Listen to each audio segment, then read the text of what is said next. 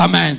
J'aimerais appeler Dieu de cette chair notre daddy, l'évangéliste international, l'homme de Dieu, l'homme de feu, Kizamina Kibila Janska. Acclamons très fort les Seigneurs.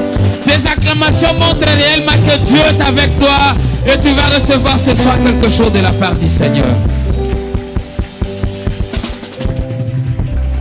Merci beaucoup. Nous bénissons Dieu pour sa faveur qu'il nous a faite. À ce jour que nous nous trouvons à celui à ce moment si précis, il y a beaucoup de gens qui n'ont pas pu se réunir. Mais Dieu nous a fait grâce. Qui dit Amen. Amen. Je suis en train de parler sur la délivrance pendant ces 4 jours. Je voudrais que vous me prêtez toute attention parce qu'aujourd'hui, je vais seulement peindre. Je vais seulement donner une idée générale et demain je vais partir en force.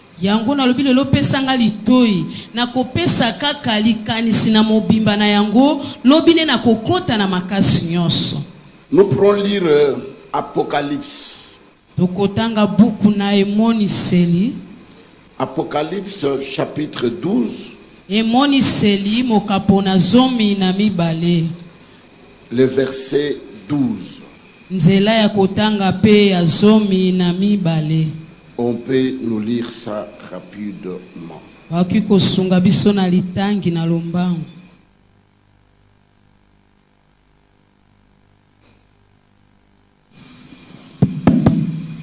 Apocalypse chapitre 12, nous lisons le verset 12 au nom de Seigneur Jésus-Christ. Amen. C'est pourquoi, réjouissez-vous, cieux, et vous qui habitez dans le ciel. Malheur à la terre et à la mer, car le diable est descendu vers vous, animé d'une grande colère, sachant qu'il a peu de temps. Amen. Amen.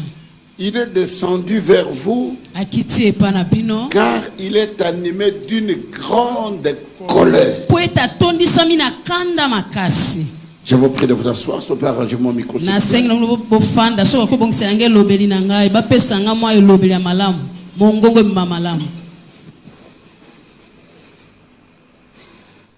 Frères et sœurs dans le Seigneur,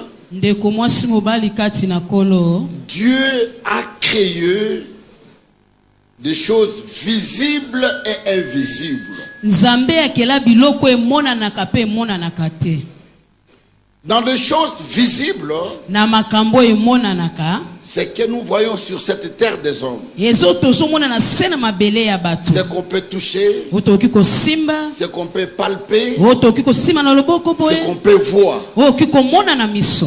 Mais en dehors de ce qui est visible, nous avons aussi un monde invisible.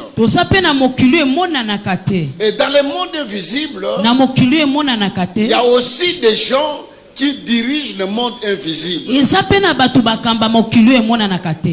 Et dans le monde invisible, ils ont leurs serviteurs. Vous devez savoir une chose. Comme Dieu a ses enfants, comme Dieu a ses serviteurs sur cette terre des hommes, et sur cette même terre, le diable aussi a ses serviteurs. Des sorciers, des magiciens, des marabouts, des occultistes et tant d'autres qui servent le diable. Et du côté de Dieu aussi, nous avons des pasteurs, des évangélistes, des apôtres, des intercesseurs, les enfants de Dieu qui font tous un royaume. Et vous devez savoir que ces deux royaumes sont en combat. Le monde des ténèbres et le monde de la lumière. Le serviteur du diable et le serviteur de Dieu. Et ces deux s'affrontent tous les jours. Ils combattent tous les jours. Parce que chacun veut gagner une portion des gens avec qui il veut aller avec dans son royaume. Et le diable a ses acolytes qui sont là pas pour notre bien. Tu dois savoir une chose, que le diable n'est pas pour ton bien. Le diable ne te bénit pas. Le diable ne te lève pas. Son objectif ultime, c'est de détruire ta vie. La Bible dit il n'a plus du temps. Il est en train de rôder tout autour de nous comme un lion réjouissant, cherchant qui dévorer. Et là il utilise beaucoup de gens. Je vous dis une chose, le diable n'est pas descendu en paix. Parce que la Bible dit il y eut une grande bataille dans les cieux à cause de l'homme, comme je vous ai toujours dit. Quand Dieu va créer l'homme, d'abord tout, parce que l'homme est la dernière créature de Dieu. Dieu a créé les animaux, il a créé les oiseaux, il a créé les poissons, il a tout créé. Alors Dieu regarda tout ce qu'il avait créé. Personne ne peut dominer. C'est comme une maison bien construite, une maison bien battue où personne n'habite. Cette maison n'a pas de valeur. Cette maison n'a pas d'utilité. Alors Dieu a eu une pensée de créer l'homme. En créant l'homme, Dieu ne dit pas comme il a créé d'autres choses. Parce que pour d'autres choses, Dieu seulement parlait. Il dit que le ciel soit, le ciel fut. Il dit que la terre soit, la terre fut. Que les arbres soient, les arbres furent. Par la parole. Mais pour toi et moi, Dieu ne dit pas que l'homme soit. Non. Dieu prend la terre de sa main. Il prend la terre, il forme la terre. Et la Bible dit, il dit, créons l'homme à notre image. Dieu n'a pas créé les animaux à son image. Dieu n'a pas créé les oiseaux à son image, ni les poissons à son image. Mais l'homme, Dieu dit, faisons l'homme à notre ressemblance. Et quand il a créé, l'homme va souffler dans les narines de l'homme. Il souffle. Et quand il souffle, le corps prit vie. Et quand le corps a pris vie, Dieu dit maintenant à l'homme, tu es mon fils bien-aimé. Tu es mon fils. Et comme son fils, Dieu prépare un endroit, comme les mamans le savent. Quand maman est grosse, on fait ce qu'on appelle la laette. On achète le berceau, on prépare tout pour préparer la venue de l'enfant. De la même manière, Dieu va créer le jardin d'Éden, où il va placer l'homme. Il le met là-bas. Mais qu'est-ce qui va se passer? La jalousie va naître. Parce qu'en réalité, le diable était comme la quatrième personnalité. Le Père, le Fils, le Saint-Esprit. Et lui qu'on appelait l'ange de lumière, qui conduisait l'adoration, qui conduisait la louange. Alors il était tellement furieux. Moi je suis avec lui, avec Dieu tous les jours. Je conduis l'adoration, je conduis la louange. Et Dieu ne m'a jamais appelé fils.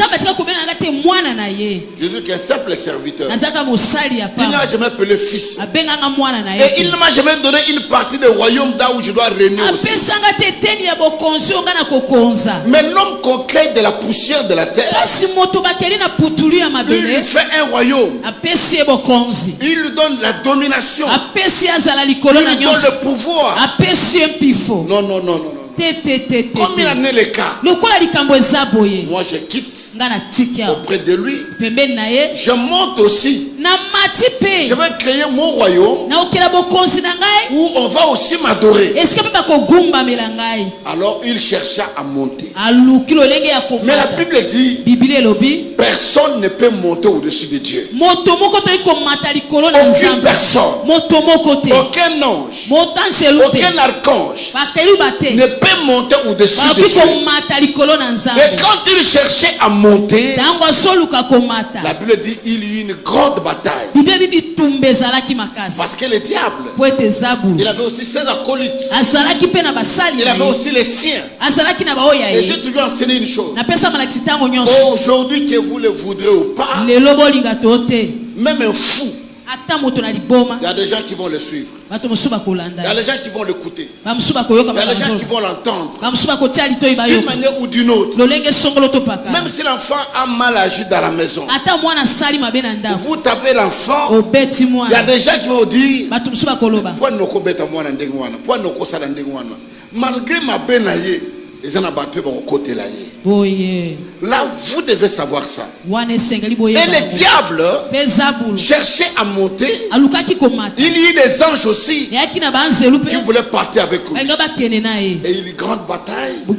Et dans cette bataille-là, le diable a été précipité. On le jette par terre. Et quand on va le jeter, le ciel va crier. Il dit joie au ciel. Parce que l'ennemi n'est plus ici. L'ennemi n'est pas avec nous. Il est descendu vers la terre. Et qu'est-ce que la Bible dit? Malheur à la terre. Malheur aux mœurs.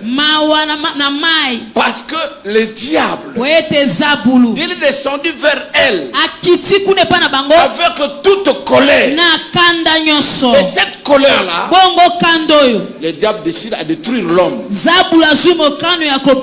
Il doit détruire l'homme. Il doit avoir un royaume. Il doit avoir un pouvoir. Comment avoir ce pouvoir-là?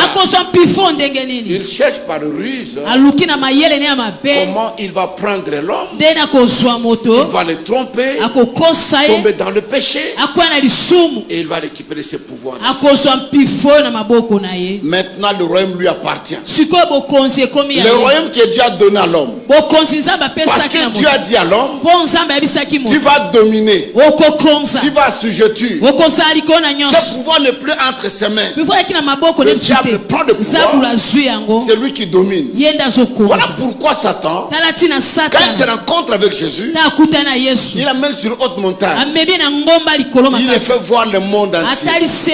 Il lui dit, si tu t'agenouilles devant moi, je te donne toute cette gloire. Je te donne tout ce royaume. Parce que ça lui appartenait. Maintenant le diable, qui était descendu avec ses acolytes, ses acolytes doivent travailler. Ils doivent travailler dans la vie des hommes. Ils doivent travailler pour détruire l'homme. Par quelle manière?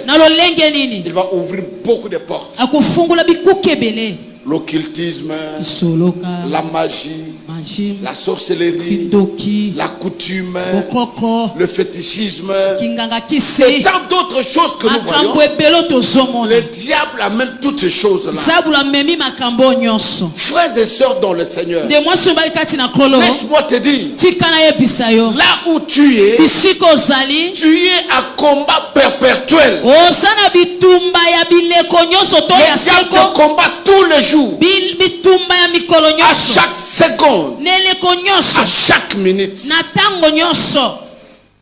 La Bible dit, même quand les démons nous habitent et nous les chassons, ils ne partent pas définitivement. La Bible dit les démons vont dans les lieux arides. Ils cherchent du repos. Ils vont chercher. Ils cherchent. Ils ne trouvent pas. Alors il dit, je vais rentrer dans le corps où je suis sorti. Parce que l'esprit là, il est habitué d'habiter le corps de l'homme. Il n'habite pas le corps d'un animal, le corps d'un oiseau. Il n'habite pas dans un arbre. Il habite dans un homme. Alors comme il habite dans l'homme, il doit tout faire pour chercher de quelle manière il doit entrer dans l'homme. Il y a beaucoup de portes que surtout les jeunes, surtout les hommes et les femmes. La plus grande porte que l'ennemi utilise, c'est le sexe. On m'a envoyé une soeur pour qui je devrais prier. Il y a notre fille, le pasteur, la prophétesse Malou à Lemba. Il y a une fille